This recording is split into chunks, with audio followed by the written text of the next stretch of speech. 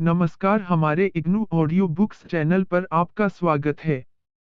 इंदिरा गांधी राष्ट्रीय मुक्त विश्वविद्यालय, school of social sciences, SOSS, master of arts, Gandhi and peace studies, MGPS, Hindi. Second year, MGPE 010 Gandhi स्मृति एवं दर्शन समिति, संघर्ष प्रबंधन, परिवर्तन और शांति निर्माण। इकाई 1 संघर्षों की प्रकृति। संघर्ष एक ऐसा शब्द है जिसके संदर्भगत शब्द के कई अर्थ हो सकते हैं। संघर्ष में कई शब्द आते हैं, जैसे कि लड़ाई, बहस, प्रतियोगिता, वाद विवाद, युद्ध और इससे मिलते जुलते ढेरों शब्द। संघर्ष शब्द लैटिन भाषा के कन्फ्लिजर से आया है, जिसका शाब्दिक अर्थ है एक दूसरे से टकराना। दो भौतिक वस्तुओं का किसी एक ही स्थान पर होना लगभग असंभव है, जैसे कि बिलियर्ड के दो गेंद। दोनों का आपस में टकराना अनिवार्य है, और अगर वे चलायमान हैं, तो दोनों के एक स्थान पर जगह बनाने में टकराहट रुक सकती है। इंसानों में भी टकराहटें तब उत्पन्न होती हैं, जब सामाजिक समूह एक दूसरे के विरोधी हो जाते हैं, नहीं तो फिर कुछ संघर्ष ही नहीं होता है। इस तरह के संघर्षों के कुछ परिणाम होते हैं। एक पक्ष बदल जाता है, या एक पक्ष खत्म समाप्त हो जाता है, या फिर दोनों ही पक्ष बदल जाते हैं, या फिर न तो कोई पक्ष बदलता है और न ही खत्म होता है। संघर्ष का सबसे जाना पहचाना अर्थ है दो समूहों या व्यक्तियों में झगड़ा। यह एक शारीरिक लड़ाई हो सकती है, या फिर असमानता और शत्रुता से उत्पन्न असहमति की शाब्दिक मौखिक लड़ाई। यह शब्द एक खास तरह की घटना की ओर इशारा करते हैं, जिसमें कोई एक व्यक्ति प्रतिरोधी हो या दो लोगों में असहमति हो या राष्ट्र से जुड़ी विस्तृत और दीर्घ स्थिति हो। लक्ष्य और उद्देश्य। इस इकाई का अध्ययन करने के बाद आप मौजूदा समाज में संघर्ष की प्रकृति को समझ सकेंगे। संघर्ष समाधान के तरीकों की उपयोगिता की समीक्षा के बारे में जान सकेंगे। प्रतिकूलता के विभिन्न पहलुओं की समझ के बारे में आकलन कर सकेंगे, और संघर्ष उन्मूलन की समकालीन बहस का मूल्यांकन कर सकेंगे। 1.2 संघर्ष का अर्थ। विभिन्न विद्वानों ने संघर्ष को अपने तरीके से परिभाषित करने और समझने का प्रयास किया है। सामान्य स्वरूप में यह आमतौर पर संघर्ष का अर्थ है अन्य पक्षों या समूहों की मौजूदगी के विरुद्ध अभिकर्ता की इच्छा को जानबूझकर बढ़ाना है। रेक्स 1981 परी 3। इस परिभाषा की व्याख्या इस प्रकार की गई है कि अभिकर्ता का जो इच्छित लक्ष्य है, यह आवश्यक नहीं कि वह विरोधी पक्ष का भी लक्ष्य हो, लेकिन विरोधी दल उनका विरोध जरूर करता है। अभिकर्ता द्वारा इस लक्ष्य का अनुभव विपक्षी दलों को परेशान कर सकता है, या उसकी स्थिति को नीचे ला सकता है, और पद खाने नुकसान का विचार विपक्षी दल को अभिकर्ता का विरोध करने के लिए उकसा सकता है।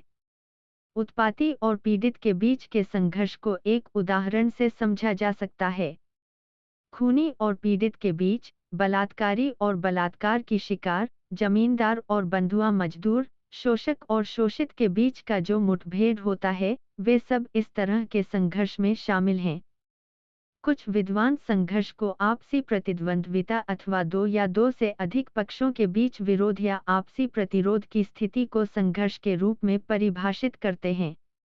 इसका अर्थ या संदर्भ यह है कि व्यक्तियों, गली की लड़ाइयाँ या व्यापक रूप में राष्ट्र राज्यों के बीच होने वाले भयानक युद्ध और टकराव या फिर शीत युद्ध जो प्रायः दशकों तक चलते रहते हैं, उन्हें संघर्ष की स्थिति कहते हैं। विल्हेम ऑबर्ट कहते हैं कि संघर्ष की स्थिति उस समय आरंभ होती है जब दो व्यक्ति प्रत्यक्ष रूप में अपनी प्रतिद्वंद्विता को लेकर संघर्ष करने के लिए तैयार होते हैं या फिर करते हैं। यहाँ पर संघर्ष शब्द दो अभिकर्ताओं के बीच तनावपूर्ण स्थिति होती है जो संघर्ष की स्थिति को प्रकट करती है। कम से कम उस स्थिति में इन अभिव्यक्तियों में से एक ऐसा अभिकर्ता निश्चित रूप में मौजूद होगा जो स्वयं कुंठित और निराश है, और उसका उद्देश्य दूसरों को निराश और कुंठाग्रस्त करना होगा। विल्हेम 963 परी 26। कुछ अन्य विचारकों ने संघर्ष को दो या अधिक पक्षों के बीच अपने हितों को साधने के लिए किए जाने वाले विद्रोह या परस्पर प्रतिरोध के रूप में बताया है। जेसी बर्नार्ड के शब्दों में, संघर्ष तब उत्पन्न होते हैं जब दो भिन्न पक्षों के आपसी खास लक्ष्य और मूल्य आपस में टकराते हैं। बर्नार्ड 1957 परी 40। केनेथ बाउल्डिंग के अनुसार, जब किसी दो व्यावहारिक इकाइयों के महत्वपूर्ण स्थान प्रतिकूल होते हैं, जब संघर्ष उत्पन्न होते हैं। बाउल्डिंग 1963 परी 4। वह आगे लिखते हैं कि संघर्ष प्रतियोगिता की ऐसी स्थिति है जिसमें पक्षों को भविष्य की जगह के बारे में पता होता है और जिसमें प्रत्येक पक्ष उस स्थान को प्राप्त करना चाहता है जो दूसरों की इच्छाओं के प्रतिकूल होता है। वही बाउल्डिंग के दृष्टिकोण में यह स्पष्ट है कि प्रथम तो यह है कि पक्षों में बिना किसी सन्निहित प्रतिकूलता या विरोध के भी संघर्ष उत्पन्न हो सकता है। दूसरा, संघर्षरत पक्षों को संघर्ष की जानकारी होनी चाहिए। यह अंतर बताता है कि संघर्ष या तो प्रतिद्वंद्विता या फिर असंगतता से हो सकता है। असंगति तब उत्पन्न हो सकती है जब दो पक्ष या अधिक खिलाड़ियों की भांति एक ही पुरस्कार के लिए जैसे ताकत, पद, प्राधिकार, क्षेत्र या भौतिक साधनों को प्राप्त करने के लिए आपस में प्रतियोगिता करते हैं। पहला हितों की लड़ाई है, जबकि दूसरा मूल्यों और विचारों का संघर्ष। भेद बहुत कम ही स्पष्ट हो पाते हैं। ड्यूक 1939 परी 47। संघर्ष की उच्च मान्यता के अनुसार संघर्ष एक गतिशील घटनाक्रम है जिसमें एक अभिकर्ता दूसरे अभिकर्ता के कामों पर प्रतिक्रिया देता या करता है, जिससे आगे की क्रिया का पता चलता है। जल्दी ही संघर्ष के खतरे बढ़ जाते हैं।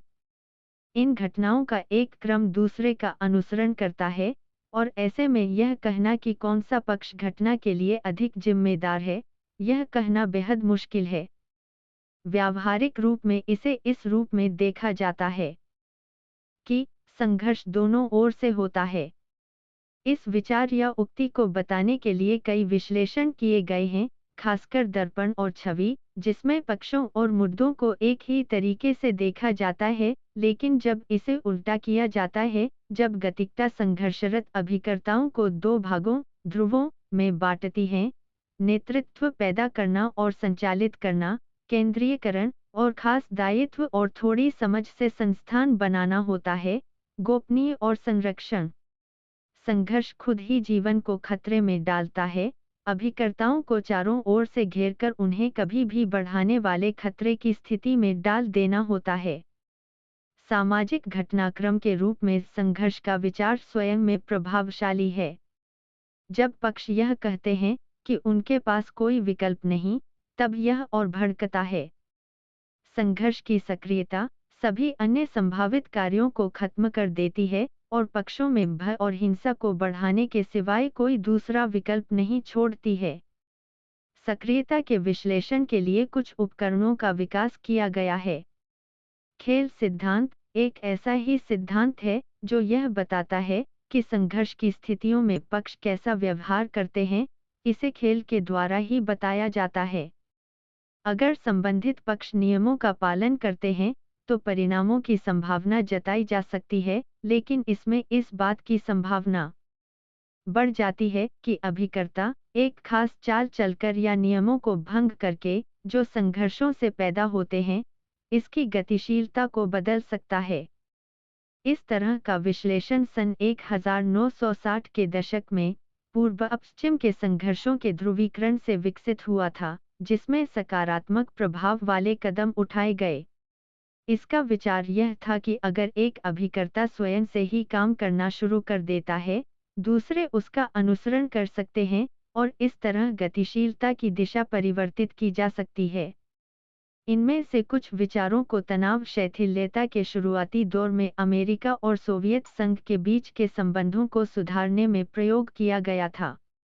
3. असंगत विषयक विश्लेषण। संघर्ष की गतिशीलता के केंद्र के रूप में गोल्टुंग द्वारा किया गया असंगति का चित्रण बेहद उपयोगी है। असंगति विश्लेषण के तरीके चित्र 1 में दिए गए हैं। विवरण के लिए स्क्रीन को देखें। चित्र 1 में दो अभिकर्ताओं को दिखाया गया है, क और ख। यह दोनों प्रतिकूल लक्ष्य के साथ हैं। लेकिन विरोध क्या है, यह अधिक महत्वपूर्ण नहीं है। यह विरोध जमीन के किसी टुकड़े के लिए, कुछ पैसों, आकर्षक सरकारी पद या अन्य मूल्यवान चीजों के लिए हो सकता है।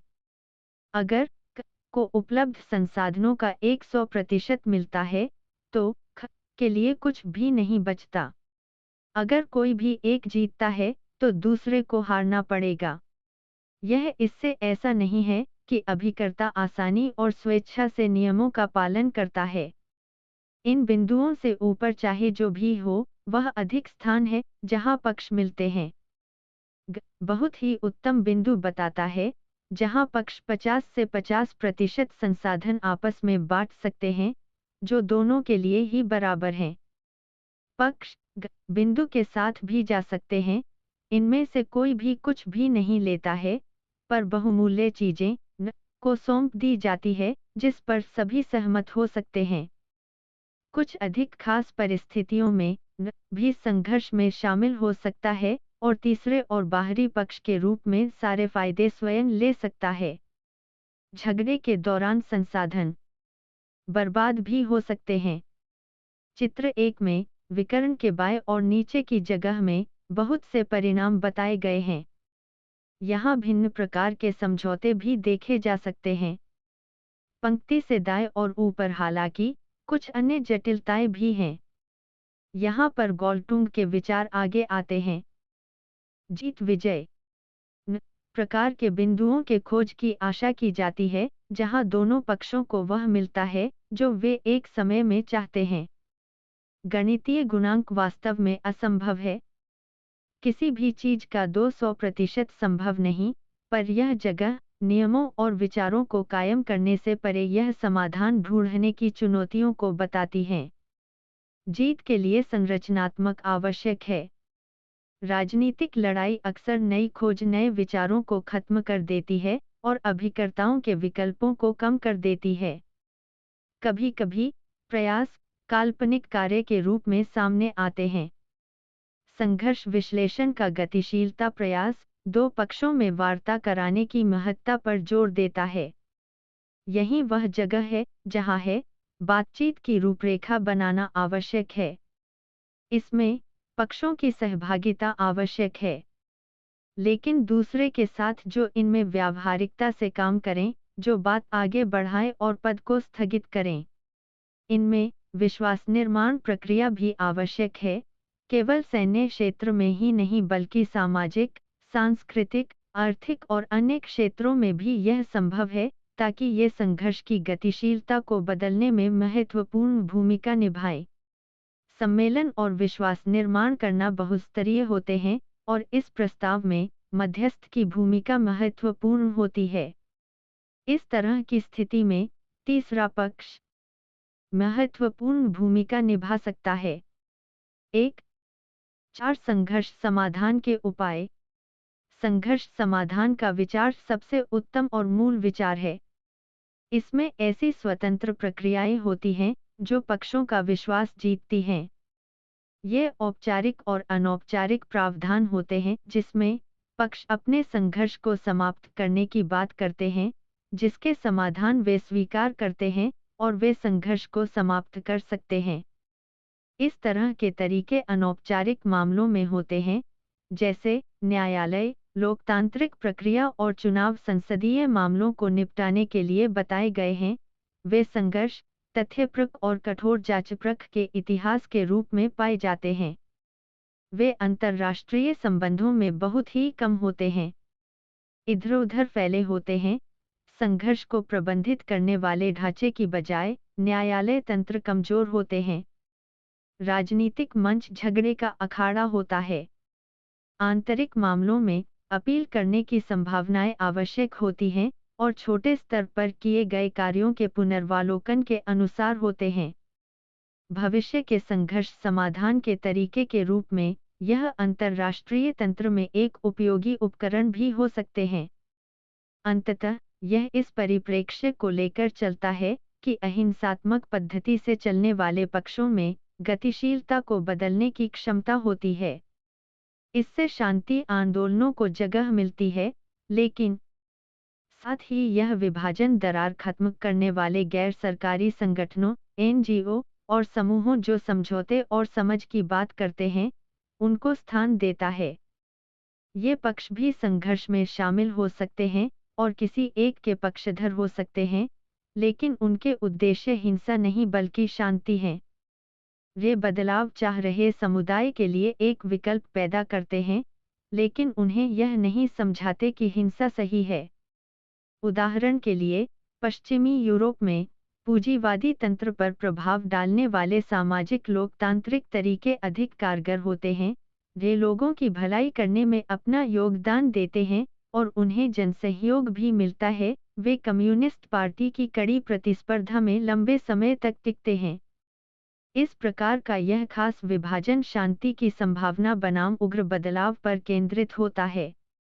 परंतु अभी तक यह परिप्रेक्ष्य संघर्ष के कारणों को बताने के लिहाज से कमजोर माना जाता है। क्या यह मानना सही है कि संघर्ष वास्तव में संघर्षपूर्ण व्यवहारों से शुरू होते हैं, या फिर यह पूर्व के व्यवहारों और पहले से ही मौजूद असंगति के परिणामस्वरूप होते हैं? क्या इसकी एक जटिल पृष्ठभूमि होती है जिसका विश्लेषण किया जाना आवश्यक है? क्या होगा जब वे पक्ष मानते हैं कि वे समान रूप से ताकतवर हैं, पर वास्तव में वे सबसे अधिक असमान होते हैं? ये सब संघर्ष सिद्धांत की कड़ी चुनौतियां हैं। ये हमें किसी अन्य विकल्प को ढूंढने की वजह या अवसर देती हैं। 1. अंश असंगति पर विजय। सिद्धांत के रूप में ऐसे 7 प्रकार के खास तरीके हैं जिसमें सभी पक्ष अपनी असंगति खत्म कर सकते हैं। पहला, पक्ष अपने उद्देश्य को बदल दे, यानी उसकी प्राथमिकताओं में बदलाव आए। ऐसा बहुत ही कम होता है कि पक्ष अपने मूल स्थान को पूरी तरह बदल दें, लेकिन वे बदलाव तो ला ही सकते हैं, अपनी उच्च प्राथमिकता के माध्यम से।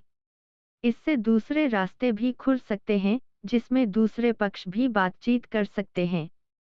इस मामले में नेतृत्व परिवर्तन विशेष रूप से महत्वपूर्ण होता है। ऐसे बदलावों से नई संभावनाएं पैदा होती हैं।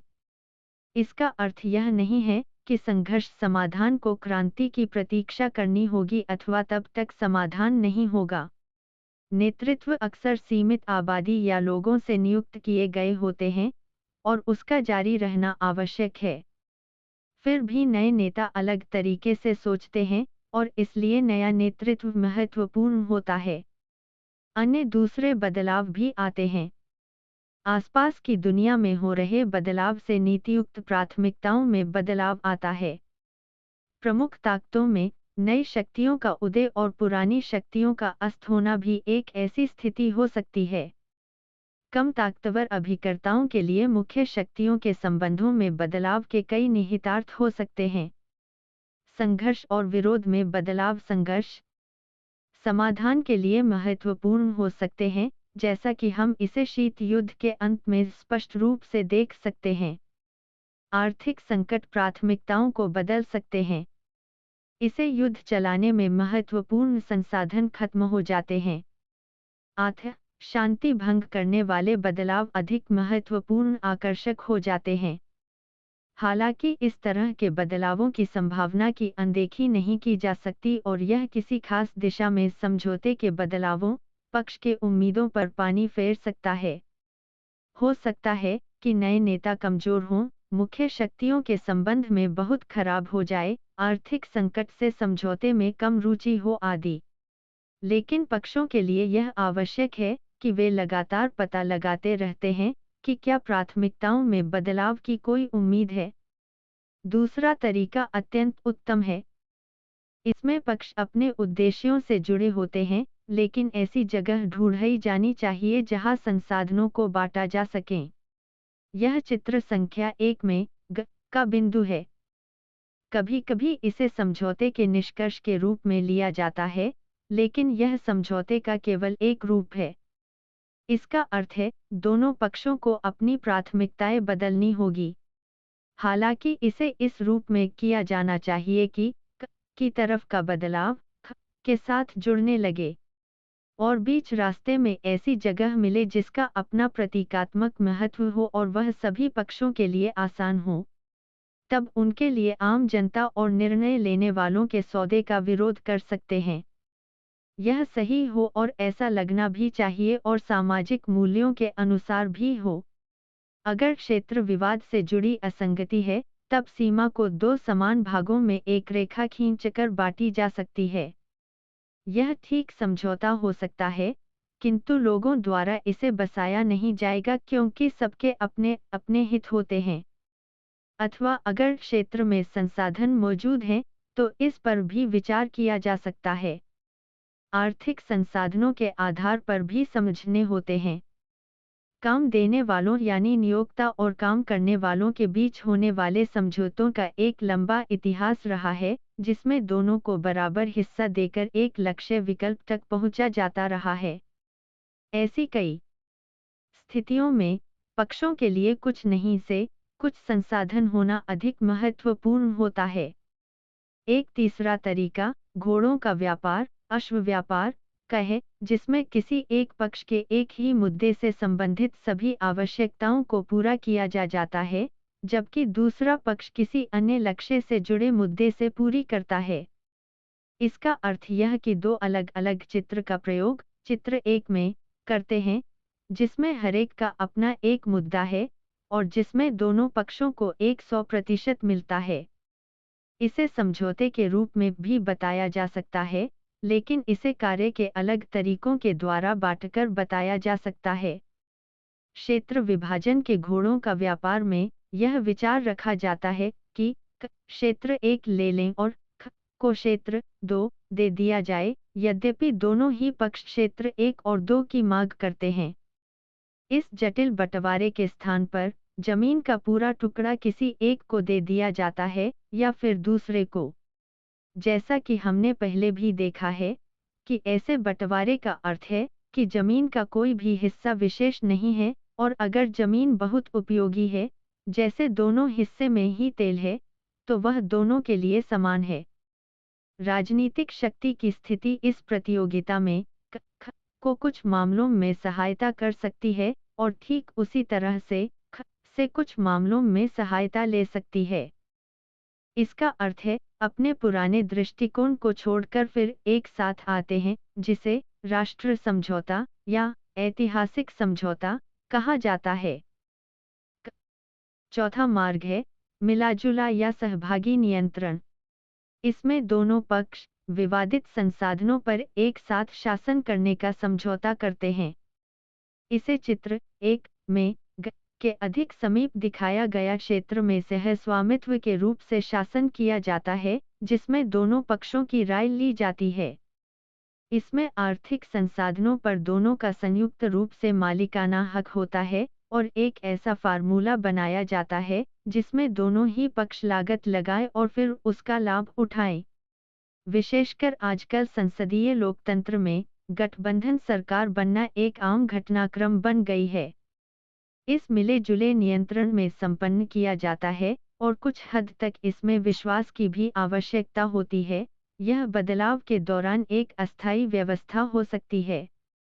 शक्ति में भागीदारी की समतुल्यता के द्वारा भी इसे प्रकट किया जा सकता है। इसमें पहले से ही तयशुदा फार्मूले के आधार पर सभी पक्ष सरकार का प्रतिनिधित्व करते हैं। प्रत्येक 5% के राष्ट्रीय मत के लिए हरेक पक्ष को कैबिनेट में एक जगह दी जाती है।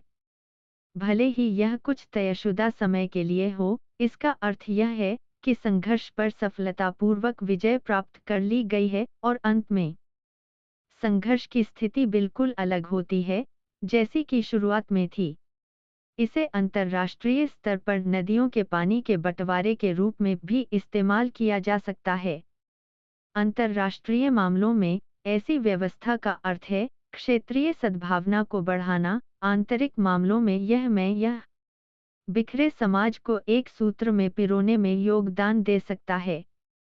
पांचवा तरीका है दूसरों के लिए अपना नियंत्रण छोड़ना होता है, जिसका अर्थ है नियंत्रण का बाह्यीकरण ताकि संघर्षरत पक्ष संसाधनों पर स्वयं शासन करने पर सहमत न हो। इसे चित्र 1 में न के परिणामस्वरूप दिखाया गया है। प्राथमिक पक्ष इस बात पर सहमत हो जाए या स्वीकार कर ले कि कोई तीसरा अभिकर्ता नियंत्रण करे। ऐसे समाधान को सन 1990 के दशक में अंतर्राष्ट्रीय संघर्षों के दौरान वार्ता में प्रमुख स्थान दिया गया था। छठा तरीका, इसे संघर्ष समाधान के तरीकों को आश्रय के रूप में लिया जा सकता है। इसका अर्थ पक्षों या दो पक्षों द्वारा मध्यस्थता या अन्य कानूनी तरीकों को स्वीकार किया जाना होता है। इसका अर्थ किसी ऐसे तरीकों को ढूंढना होता है जो ऊपर दिए गए 5 तरीकों में किसी के द्वारा संघर्ष का समाधान किया जाए। इसका एक अतिरिक्त गुण है कि यह बाहरी पक्षों की प्रक्रिया के द्वारा तुरंत नियंत्रण करता है। कानूनी तरीके तटस्थता के विचार, पूर्ववर्ती विचारों की दूरी और आश्रय तथा इतिहास के माध्यम से बनते हैं। संघर्ष समाधान के तरीकों में हमको नए चुनाव कराए जाने चाहिए और इसमें जनमत संग्रह व्यवस्थित करना आदि तरीके शामिल हैं, जिसका अर्थ है मुद्दों को जनता के ऊपर तय करने के लिए छोड़ दिए जाए। संघर्ष समाप्ति के वैध तरीकों के लिए संघर्षरत पक्षों को अपना साफ दृष्टिकोण रखने का मौका दिया जाना चाहिए।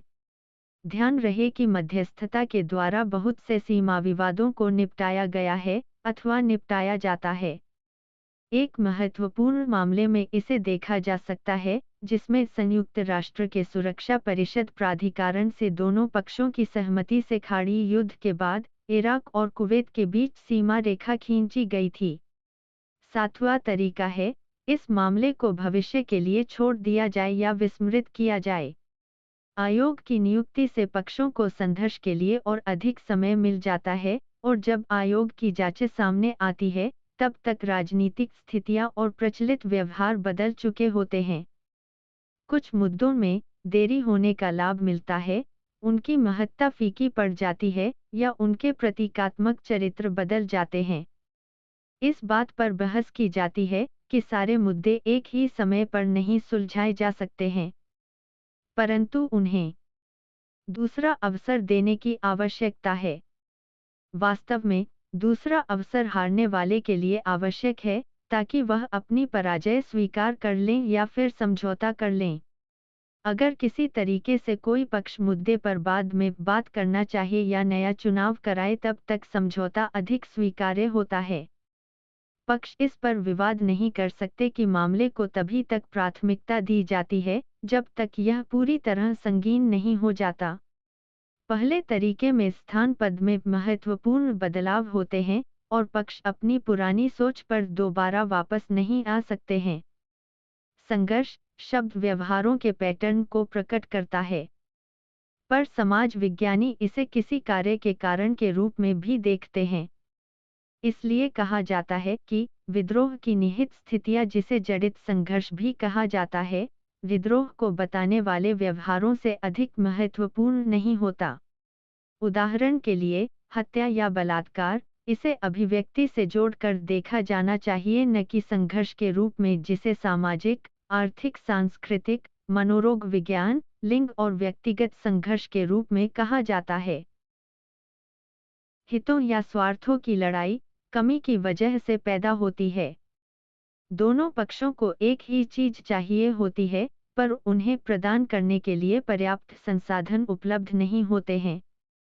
केवल कमियों की वजह से ही संघर्ष नहीं होते हैं। जब हित या स्वार्थ चरम सीमा पर पहुंचकर लालच के रूप में सामने आते हैं और यहाँ तक कि इसका या इसे इतना ही काफी है कि स्थिति भी संघर्ष को निमंत्रण देती है। गोल्डंग संघर्ष को एक प्रकार की असंगति के रूप में मानते हैं। वह संघर्ष को अपरिभाषित, अप्रत्यक्ष स्थिति के रूप में देखते हैं और इसे अभिकर्ताओं के व्यवहार और प्रवृत्ति के रूप में बताते हैं। विनाशकारी व्यवहार और विनाशकारी प्रवृत्ति को संघर्ष के साथ तालमेल नहीं किया जाना चाहिए। संघर्ष एक तरह की असंगति की ओर इशारा करता है। एक लक्ष्य दूसरे लक्ष्य के रास्ते में खड़ा होता है अथवा उसमें बाधा बनता है। गोल्टुंग व्याख्या करते हुए कहते हैं कि जब व्यवहार और प्रवृत्ति संघर्ष से जुड़े होते हैं तो सामान्यतः उन्हें नकारात्मक माना जाता है। ये नकारात्मक व्यवहार कभी भी अचानक प्रत्यक्ष हिंसा का रूप ले सकते हैं, परंतु वे सामाजिक दूरियों और संरचनात्मक हिंसा को सामान्य करने के लिए सांगठनिक रूप ले सकते हैं। संघर्ष एक गूढ़ शब्द है, अथवा यह कह सकते हैं कि यह एक भ्रमित शब्द है। इसके कई कारक होते हैं।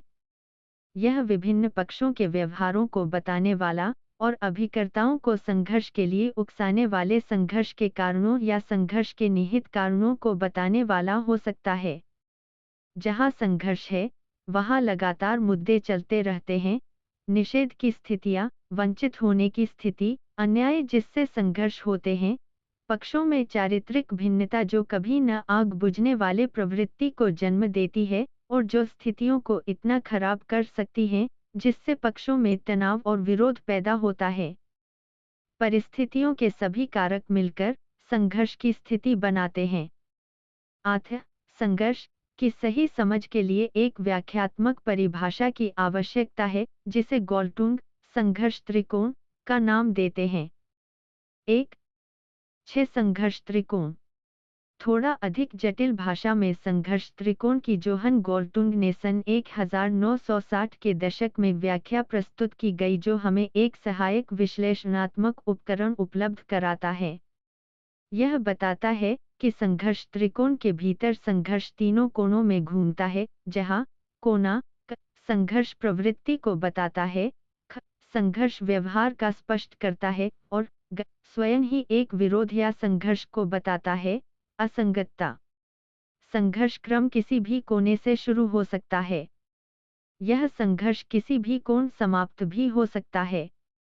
बाद में गोल्टुंग पर अधिक जोर देते हैं, क्योंकि अधिकतर उनकी शुरुआत यहीं से होती है। जीवन गतिशीलता फिर से महत्वपूर्ण हो जाता है, भले ही यह संघर्ष चक्र के रूप में चलता है। इससे यह समझा जा सकता है कि संघर्ष समाधान, संघर्ष परिवर्तन कभी न खत्म होने वाली प्रक्रिया है। यह हमेशा गतिशील या सक्रिय रहती है। समाधान धीमी प्रक्रिया में एक लंबा चलने वाला एक अस्थायी उद्देश्य है। उदाहरण के लिए, संघर्ष विजय, जहां संघर्षरत पक्षों के उद्देश्य पूरी तरह संपूर्ण होते हैं, समझौता, पक्षों के लक्ष्य पूरी तरह पूरे नहीं होते, और समर्पण, जहां लक्ष्य छोड़ दिए जाते हैं, के द्वारा परिवर्तित होते हैं। गोल्टुंग 1996 परी 81 से 90।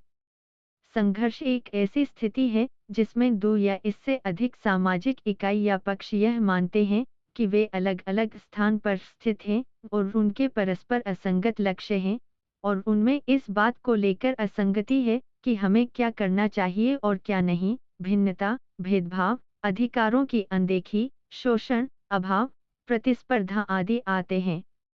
इस तरह की स्थिति स्वयं एक संघर्ष की स्थिति नहीं होती, किंतु इसमें संघर्ष परिवर्तन की क्षमता होती है। संघर्ष प्रवृत्ति का अर्थ है दो या अधिक पक्षों की उग्र और विद्रोही प्रवृत्ति का होना, जिसके कारण संघर्ष की स्थिति बन जाती है और बाद में उनका यह एक व्यवहार बन जाता है। संघर्ष प्रवृत्ति लालच, क्रोध, अधीरता, उबाल, भय, अंतर्वैयक्तिक तनाव, उग्र व्यवहार आदि हो सकते हैं। उग्र होना संघर्ष व्यवहार का अर्थ है, जो कि अपनी इच्छा से दूसरे पक्ष के विरुद्ध सक्रियता के साथ संघर्ष के क्रियाकलापों को चलाते रहना। यह एक ऐसा कदम है जो संघर्ष की स्थिति में एक पक्ष द्वारा जानबूझकर विरोधी पक्ष को अलग-थलग कर दिया जाता है। यह संघर्ष का व्यवहार लालची, क्रोधी, असंयत, कुष्ठाभय, आंतरिक तनाव, उग्रता इत्यादि होते हैं। रॉबर्ट मर्टन के अनुसार असंगति की यह स्थिति अप्रत्यक्ष संघर्ष स्थिति कहलाती है। इसमें कार्य करने वाले अभिकर्ता संघर्ष की अत्यावश्यकता या महत्ता को नहीं देखते हैं। जब ये अभिकर्ता लाभ लेने वाले मालिकों को वैकल्पिक लक्ष्य की तथ्यात्मक लक्ष्य में बदलने की ताकत और ज्ञान मिलता है, वे स्थिति को बदलने के लिए आगे बढ़ते हैं और संघर्ष उत्पन्न होता है। मर्टन 1968 परी 3। एडम कर्ले इस प्रक्रिया को रेखीय क्रम के रूप में देखते हैं। कर्ले 1979 परी। नो उदास स्माइली। कम जागरूकता, अन्याय की अल्प जागरूकता लेकिन निश्चेष्टता। यह क्षमतावान संघर्ष है। माइकल इसे आरंभिक संघर्ष की स्थिति मानते हैं। शिक्षा और मत परिवर्तन के द्वारा अपने हितों के मूल संघर्ष के प्राथमिक हितों की उच्च जागरूकता, इसे बौद्धिक संघर्ष कहते हैं। अहिंसा के द्वारा अत्याचारी और अत्याचार सहने वाले में परस्पर संघर्ष करना, यह अप्रत्यक्ष संघर्ष है। समझौते को ध्यान में रखकर सामंजस्य और मोलतोल करके समाधान निकालना। समाधान पहले के अशांत संबंधों को पुनः जोड़ना। 1.7 संघर्ष चक्रिक और द्वंद्वात्मक। कुछ विद्वानों का मानना है कि संघर्ष अपने विकास के क्रम में पहले चक्रिक था और अनुमानित क्रमबद्ध स्तरों पर घूमता है। दूसरे विद्वान मानते हैं कि यह द्वंद्वात्मक और बहुस्तरीय प्रक्रिया है, जिसमें संश्लेषण चलता रहता है और जिसमें यह एक प्रक्रिया है जिससे समाज एक स्थिति से दूसरी स्थिति में बदलता रहता है। कार्ल मार्क्स संघर्ष को कई भागों में विकसित बढ़ते हुए देखते हैं, जहां प्रत्येक भाग एक दूसरे से खुलता है और एक पूरी परिक्रमा के लिए अंततः आगे बढ़ता है और विकसित होता है। यह अंत में एक ऐसे समाज का निर्माण करता है जहां कोई संघर्ष न हो, क्योंकि वहां कोई वर्ग भेदभाव भी नहीं होता है। वह कहते हैं कि समूह की एकता और साहचर्य एक दूसरे समूह के हित और लक्ष्य द्वारा बोधित होता है, क्योंकि यह समूह एक ही तरह के हित और समान निर्णय लेते हैं। एक व्यक्ति वर्ग या इकाई तभी बनता है जब वे दूसरे वर्ग के खिलाफ लड़ाई करता है, अन्यथा वह प्रतिस्पर्धी की तरह एक दूसरे के विरोधी होते हैं। जॉर्ज साइमल कहते हैं कि संघर्ष समूह के विचारों और अलगाव की भावना को पुख्ता कर समूहों, समाजों और राष्ट्रों में सामाजिक दीवार विभाजन रेखा खींचता है और इस तरह समूहों, समाजों और राष्ट्रों की पहचान कायम की जाती है। साइमल 1968 परी। 34 संघर्ष के कार्य कुछ राज्यों के द्वारा व्यक्तिगत हित के चलते हुए उनका दुरुपयोग करते हैं। जब राष्ट्र आंतरिक संकटों से जूझ रहा होता है, तब अंतिम विकल्प के रूप में एक नेता दूसरे देश के खिलाफ युद्ध की घोषणा करते हैं। साइमल कहते हैं, संघर्ष की स्थिति सदस्यों को इस कद्र जोर से खींचती है कि उन्हें इस प्रकार एक समान ताकत लगानी पड़ती है। यही कारण है कि आंतरिक विरोध से जूझ रहे राज्य विरोध पर नियंत्रण करने के लिए अंतिम विकल्प के रूप में युद्ध करने की घोषणा करते हैं। वही टेलकोट पार्सन के अनुसार संघर्ष एक बुराई है या फिर एक तरह की बीमारी है। पार्सन 1964। इसे रोग विज्ञान स्थिति के घोलमेल के रूप में प्रयोग किया जाता है। संघर्ष में और संघर्ष के बिना लोग तनाव और दबाव में रहते हैं। इसके परिणामस्वरूप यह शारीरिक विवाद, विनाश या सर्वनाश या इसकी कम तीव्रता सामान्य जीवन को अस्त व्यस्त कर देती है। संघर्ष की प्रक्रिया में बहुत बड़ी मात्रा में ताकत और ऊर्जा झोंक दी जाती है, जिससे विकास, प्रगति बाधित होती है। सिगमंड फ्रायड कहते हैं, लगभग सभी अतरंग भावनात्मक संबंध कुछ समय तक ही टिकते हैं, जैसे विवाह, दोस्ती, अभिभावक और बच्चों के बीच संबंध और विद्रोह की या विद्वेष की भावना पैदा करते हैं। जब यह विद्रोह लोगों के खिलाफ लागू किया जाता है, तब यह संघर्ष माना जाता है। फ्रायड 1948 परी। 55 रे सुझाव देते हैं कि अवचेतन में प्रतिकूल विचार साथ साथ मौजूद होते हैं, जिसमें कोई अस्तभावना नहीं होती। संघर्ष तभी होते हैं जब किसी एक उद्देश्य को पूरा करने के लिए प्रत्यक्ष, मौखिक, प्रतीकात्मक या भावनात्मक प्रतिक्रिया देने वाली भावनाएं एक दूसरों की आवश्यकताओं को पूरा करने में असंगत होते हैं। इस स्थिति में अन्य दूसरे उद्देश्य आते हैं जो असंगत प्रतिक्रियात्मक प्रवृत्ति पैदा करते हैं। हालांकि विद्वानों का मत है कि संघर्ष एक तरह से हवा लेने और बाहर करने की तरह होते हैं, जो विद्रोह रूपी इकट्ठा हुए जहरीले भावों को बाहर निकालता है। यह विद्वेष के फैलने से पैदा हुए तनाव, को बहा देता है और उन्हें फिर से एक साथ जोड़ता है। व्याख्यात्मक रूप में, अगर कोई इस तरह के संघर्ष का खात्मा या सुलझाना और बचना चाहता है, तो वह एक तरह से विद्वेष के अवसादन में मदद करता है, जो एक समय पर खतरनाक हो सकता है और जो रिश्तों को हमेशा के लिए तोड़ सकता है। आत्म संघर्ष एक आम धारणा के विपरीत एक साथ जोड़ने की भूमिका भी निभाता है। इस प्रकार से समाज अपने आंतरिक संघर्षों से जुड़ा होता है। रॉस 1920, परी 165। 8 संघर्ष की अपरिहार्यता। संघर्ष शोधकर्ताओं में संघर्ष की स्थिति घटना को लेकर एक आम सहमति यह है कि यह एक या अन्य रूप में अपरिहार्य होता है और समाज और सामाजिक संप्रेषण का एक महत्वपूर्ण चारित्रिक गुण भी होता है। व्यक्ति एक समाज की एक इकाई के रूप में होता है, यही उसकी प्रकृति है जो संघर्ष का कारण बनता है। मनुष्य हमेशा समूहों में एक साथ रहते हैं। मनुष्य एक सामाजिक प्राणी होता है। लेकिन ठीक उसी समय विभिन्न समुदायों और विभिन्न चारित्रिक गुणों के बावजूद उसकी एक अनोखी या अलग पहचान होती है। प्रत्येक व्यक्ति के अपने विचार, समझबोध, पसंद और नापसंद होती है। प्रत्येक व्यक्ति किसी न किसी रूप में एक दूसरों से भिन्न होता है। कोई भी दो व्यक्ति बिल्कुल एक समान नहीं हो सकते और न ही बिल्कुल एक समान दिखने वाले जुड़वा एक समान हो सकते हैं। इस शरीर क्रिया विज्ञान से उनके संज्ञान तक सब कुछ भिन्न होता है।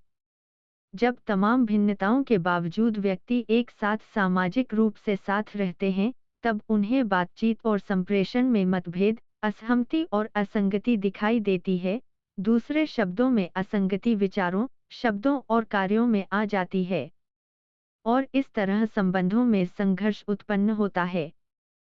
पिछली शताब्दी में मानव के लिए संघर्ष प्रक्रिया बढ़ाने वाली कई घटनाएं हुई हैं, इसके लिए उसको अवसर उपलब्ध हुए। उदाहरण के लिए औद्योगिकीकरण और शहरीकरण, जिसने लोगों में प्रतिस्पर्धा, अनगिनत प्रकार के समूह भेद, नरीजातीय, व्यावसायिक प्रतिष्ठा और इसके परिणामस्वरूप समाज में असमानता और स्तरण को बढ़ाया है।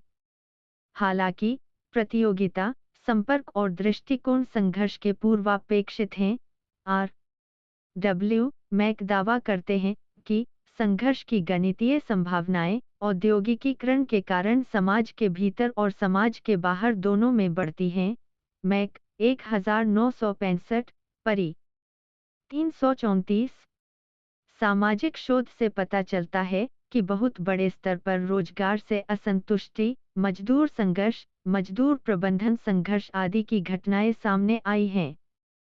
कामगार अच्छी कार्य सुविधा, कार्य का श्रेय, छुट्टी और मनोरंजन चाहते हैं, जबकि मालिक दक्षता, ईमानदारी और अधिक कार्य निष्पादन, उच्च उत्पादन और अधिक लाभ चाहते हैं।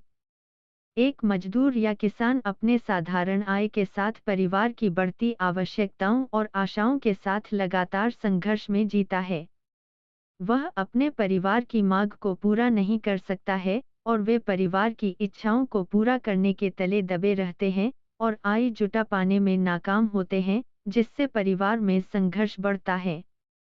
अभिभावकों और बच्चों में व्यवहार, प्रकृति, तरीके, पढ़ाई, अधिकार और कर्तव्य, पसंद नापसंद इत्यादि को लेकर संघर्ष होते रहते हैं। परिवार में माता पिता की भूमिका, माँ की नौकरी, पीढ़ीगत दूरी, चीजों के विपथगमन आदि को लेकर संघर्ष होते रहते हैं।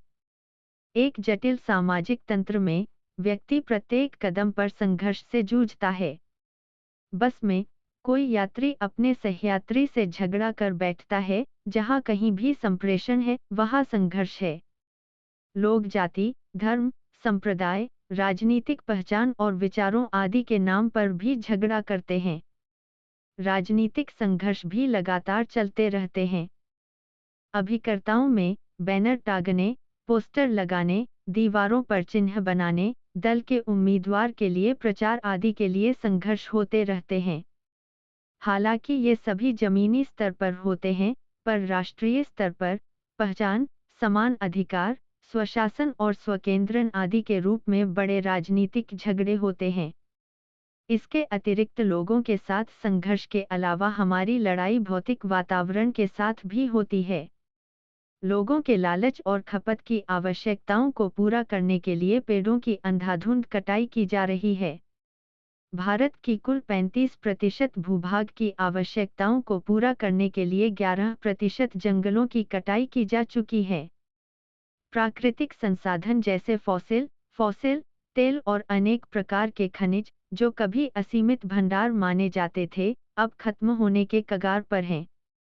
जानवरों के लगातार शिकार से बहुत सी प्रजातियां या तो समाप्त हो गई हैं या फिर लुप्त होने के कगार पर हैं। प्रकृति के साथ यह संघर्ष कई विपरीत परिणामों को न्योता देता है, जैसे कम बारिश, बेमौसम मानसून, ओजोन परत का ह्रास, पैरा बैंगनी किरणों का प्रहार, वायु प्रदूषण और लगातार अम्ल वर्षा, और समुद्र के जल स्तर का बढ़ना आदि हमारे समक्ष हैं। 1. सारांश। इस प्रकार व्यक्ति का संघर्ष स्वयं के साथ, सहकर्मियों, परिवार के सदस्यों, वरिष्ठों, कनिष्ठों आदि के साथ चलता रहता है। समाज में संघर्ष विश्वास, पूजा, सिद्धांत, जाति आदि को लेकर संघर्ष होता है। राष्ट्र भी संघर्ष से अछूते नहीं रहते हैं। तटवर्ती सीमा रेखा और पर्यावरणीय नियंत्रण को लेकर भी संघर्ष होते हैं। संक्षेप में, मानवता लगातार संघर्ष की स्थिति में होती है।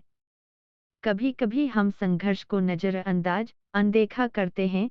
कुछ झगड़ों के साथ हम जीना सीख लेते हैं, कुछ को सुलझा लेते हैं, और कुछ को स्वयं के लिए सहज होने के लिए दूसरों के साथ समझौता कर लेते हैं। मन और प्रकृति के हिसाब से हम किसी अवसर पर गुस्से से पेश आते हैं या फिर उसे दबा लेते हैं।